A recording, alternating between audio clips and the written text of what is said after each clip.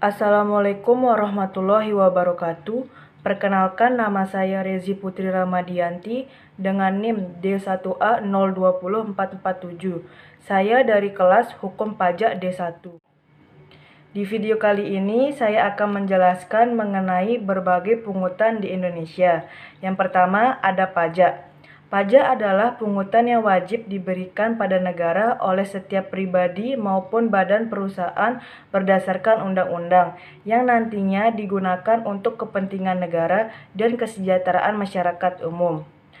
Pajak menjadi salah satu sumber dana pemerintah pusat dan pemerintah daerah untuk melakukan pembangunan. Manfaat dari pajak mungkin tidak langsung dirasakan oleh masyarakat, namun nanti dana yang terkumpul dari pajak ini digunakan untuk pembangunan secara merata untuk kepentingan umum.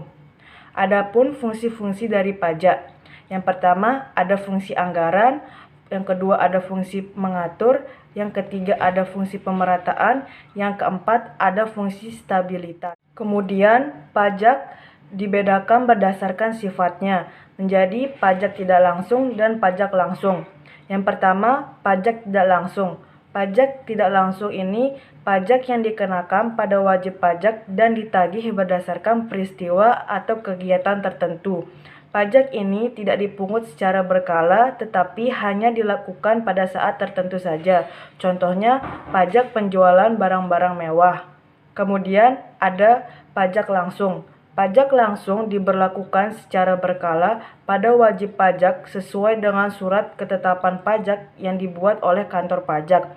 Contohnya, pajak penghasilan dan pajak bumi dan bangunan.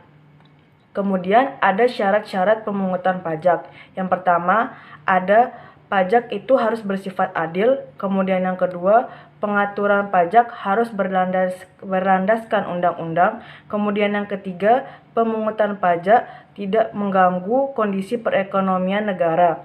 Kemudian yang keempat, pemungutan pajak harus bersifat efisien. Dan yang terakhir, sistem pemungutan pajak harus sederhana. Selanjutnya ada bea dan cukai.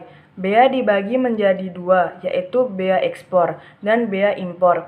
Bea ekspor adalah pungutan yang dikenakan pada barang-barang tertentu yang akan diekspor ke luar negeri sesuai dengan ketentuan yang berlaku dalam undang-undang. Kemudian ada bea impor.